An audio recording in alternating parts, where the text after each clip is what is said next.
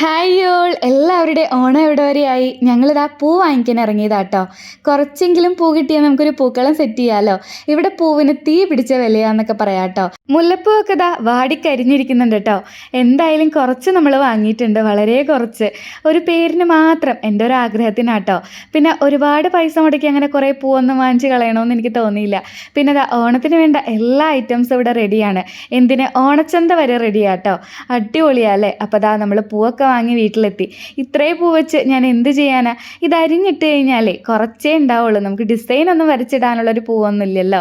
പിന്നെ അതുമല്ല ഇവിടെ നല്ല ചൂടാണ്, അതുകൊണ്ട് പെട്ടെന്ന് കരിഞ്ഞു പോകും.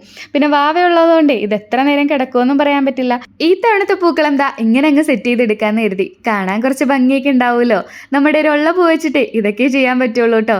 എന്നാലും കുഴപ്പമില്ല, നമുക്ക് നമ്മുടേതായ രീതിയിൽ ഓണം ആഘോഷിക്കാമല്ലോ. അപ്പോഴേ എല്ലാവർക്കും ഹാപ്പി ഓണം കേട്ടോ. അപ്പം അടുത്ത വീഡിയോയിൽ കാണാം. ടാറ്റാ, ബൈ.